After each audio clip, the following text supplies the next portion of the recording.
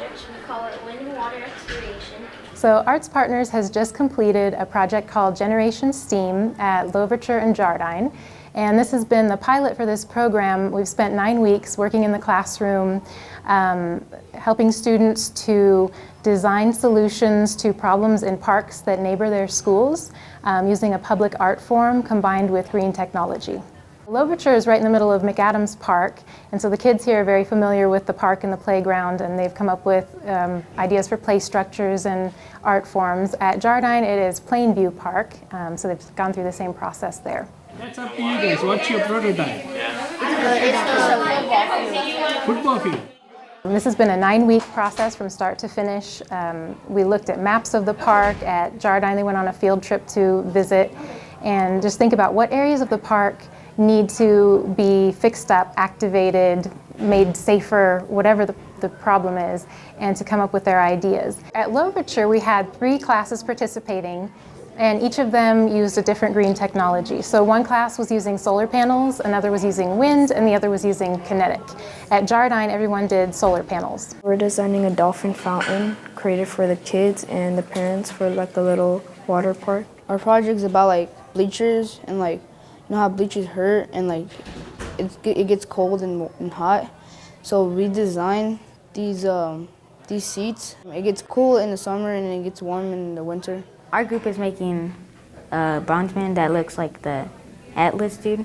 So when the sun hits the solar panel, it's gonna light up some bright lights. We're making a teapot where kids could sit in and play in. It's open, you could play in it and like cool down. We've used an integrated design process, so we're looking at the overlap in the process between artists and engineers. You define a problem, come up with an idea to solve it, and then you prototype that solution. And so we've used both art and engineering and also science to kind of come up with an integrated solution to these problems through this multi-step process. The first step, we just sketched our idea out, and second step, we created it with Play-Doh.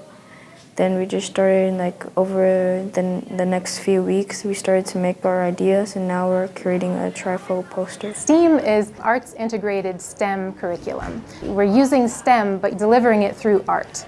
And so we have our engineering mentors in the room to help them through the design process of solving a problem and creating a prototype. And we had them building circuits and learning about electricity and how that works and how to integrate that into an art form that will generate electricity for the park. So at the end, we'll just take this LED and we'll put it right here. We had some wonderful volunteers and mentors for this project. Local industries were really generous with supplying volunteers for us during the workday. NetApp, Spirit Aerosystems, we had engineers from both of those places. We worked in partnership with Wichita State University College of Engineering. We had 13 engineering students come out every single week to mentor the kids and work in small groups with them. We had professional artists from the local area come out and show them how to go through the artistic design process. So it was really neat to see the mix of people that joined forces on this project. We do need to put together a poster so that you guys can display all the work that you've done and the solution that you've come up for the people that are going to come to the STEAM fair. So the kids are going to display their work at a STEAM fair. They've created poster board displays to show their process. And they've also built models of their idea, so they're going to present those. And the winning designs at the STEAM fair will get to present that to the park board, and those are the designs that might be implemented in the parks. Okay, so where's the cup go? I enjoyed that we got to have a little fun and we were able to help others. We had really great feedback from the teachers that the engagement just was through the roof for the times that we were in the classroom with the kids. Everybody was excited about their project and invested because they came up with a solution to a problem that was real in their community. And they came up with something creative and artistic to solve that problem. So I think that the boosting engagement is the real piece that was kind of magical for this.